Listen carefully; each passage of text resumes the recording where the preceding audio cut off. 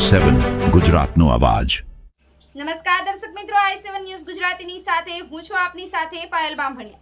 તો જોઈએ આજના મહત્વના સમાચાર।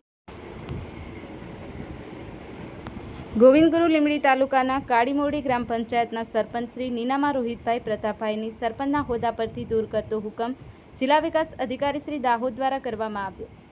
ગોવિંદગુરુ લીંબડી તાલુકાના કાળીમોડી ગ્રામ પંચાયતના સરપંચ રોહિતભાઈ પ્રતાપભાઈ નીનામાની સામે નીનામા રંગજીભાઈ જ્યોતિભાઈ દ્વારા લીંબડી પોલીસ સ્ટેશન ખાતે પોલીસ ફરિયાદ કરાવતા તારીખ 2/5/2026ના રોજનું સરપંચ શ્રી નીનામા રોહિતભાઈને અટક કરવામાં આવેલ, ચાર્જશીટ રજૂ કરવામાં આવેલ, જેનો આધાર લઈ જિલ્લા વિકાસ અધિકારી જિલ્લા પંચાયત દાહોદ ગુજરાત અધિનિયમ 59(1)ની જોગવાઈ મુજબ મળેલ અધિકારને સંદર્ભે 1 થી 10ના પત્રોની તમામ વિગતો નિગાહે લઈ નીનામા રોહિતભાઈ પ્રતાપભાઈ સરપંચ કાળીમોડીની નૈતિક અધપતનના ગુનામાં તેમજ હોદ્દા પરથી દૂર કરી તેમના હસ્તકનો ચાર્જ ગ્રામ પંચાયત કાળીમોડીના ડેપ્યુટી સરપંચને આપવા હુકમ કરતા ગ્રામ પંચાયતોમાં સોંપો પડી ગયો હતો।